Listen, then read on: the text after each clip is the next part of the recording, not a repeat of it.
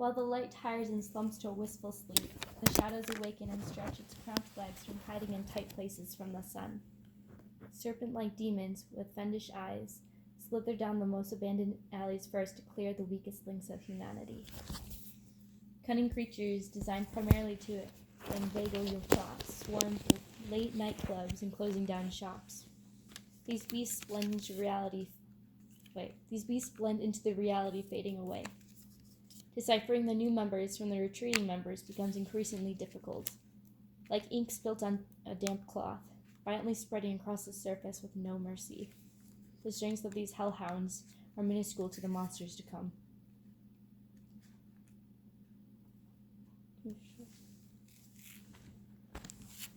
Some ogre-like bastards pound their way through those city walls. Destructive little dudes they are. Mindless gluts that break down everything in their way, may it be themselves.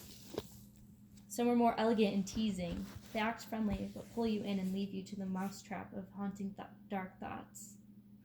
They're soft when entering the city, innocent looking. If you really look into their eyes, then you can see that, although softer, they are more destructive with their intentions. The bastards make the cut, but the whores put the lemon and salt to it. A numbing actuality paralyzes the charming energy once swarming the streets, freezing the air to a sharp twist of frost. Warmth subsides to an air so still and so cold it almost burns. It grasps onto anything with an ounce of life hanging onto it. When you draw for breath, you can only bring in the thick smog of anxiety intoxicating my world. Panic hits. Realization that the sun has left reminds you of all other things in life that was thought to stay too. Everything goes, nothing stays. Do not forget about that.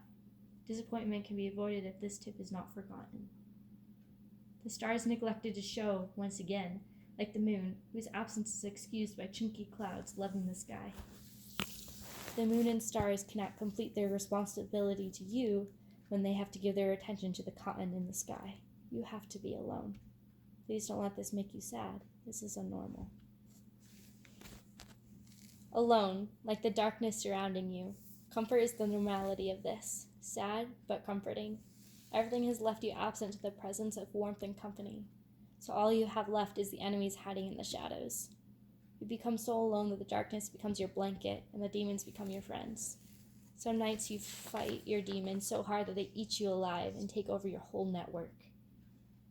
But other nights, you're snuggled up with them, becoming closer friends by the minute. They become the ones to comfort you at night. They promise not to leave you, and they've never broken their promises. They're always there on your darkest days, giving you that shoulder to cry into. Very rarely do they miss a day to check up on you. At first it appears that they brought you down, and you fought them so hard. However, the exhaustion stole your willpower. The fight dragged you down to a basement of hopelessness, despair, and complete lassitude. What can you do? Not enough zeal to keep going that you grasp anything. The feeling of panic, just panic, pure panic, pours into your world like a violent hurricane. Reaching for a breath of air reminds you of how close you are to drowning. Can the hands pulling you down be a hand of mercy? They can numb your distress. They can relate to your afflictions. They can bring you to their world of unhappily ever afters. Hey, at least there's an end. The chill they give becomes a welcome to pain. The numbness, although a terrifying aspect, is a greater gift than the pain inside. How much better does it feel to have something physical than something you cannot show to anyone because it is entirely intangible? Something so invisible to others, it may seem to not even exist. When you go so long without having a hand to hold on to, any hand is good enough. May it be the enemies you're told to avoid. You can't help but love the demons you slowly get to know.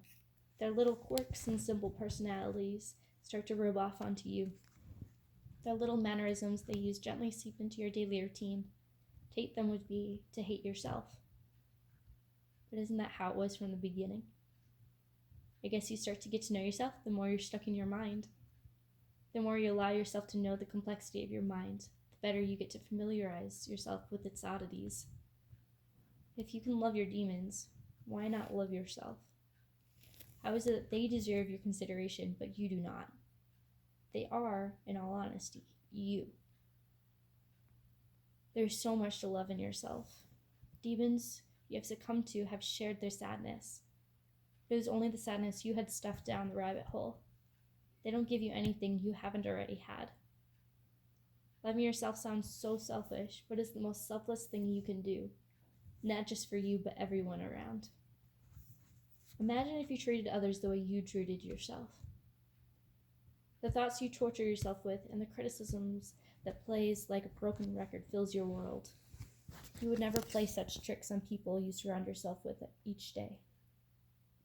The dark storms you create in the sunny meadows or strict and busy cities you inhabit are the same storms to break through the bars keeping all your secrets, memories, emotions, and hidden thoughts in.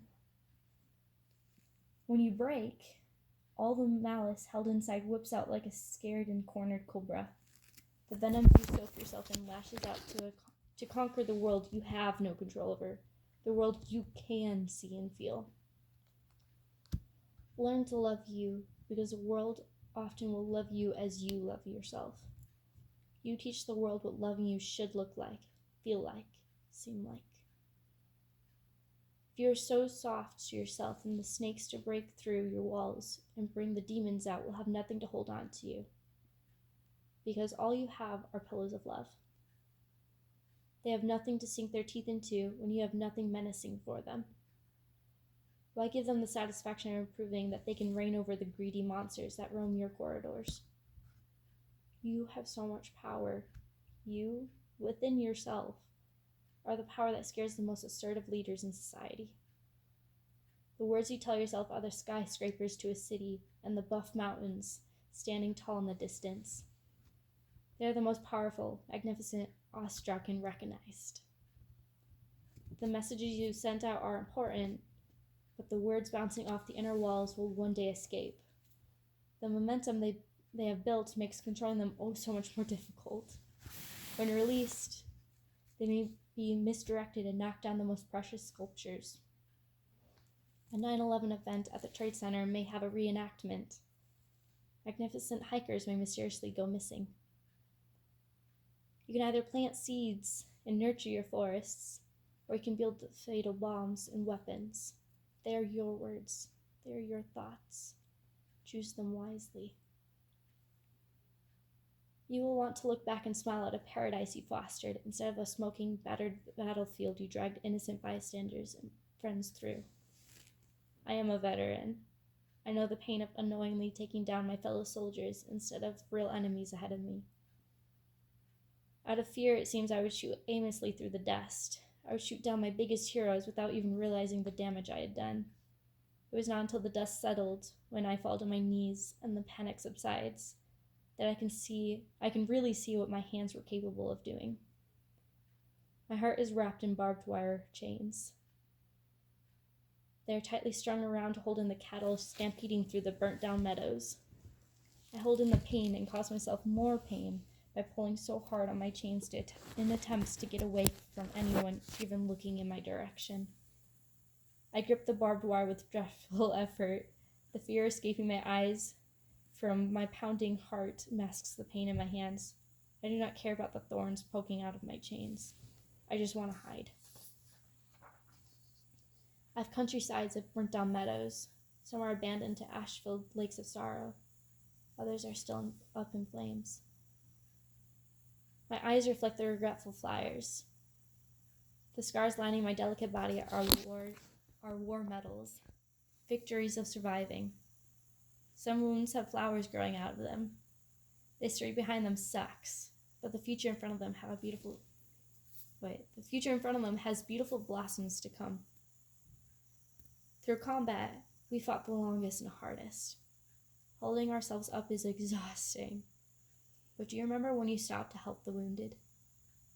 It was admirable to see you stop to hold others up, and holding yourself up was almost unbearable.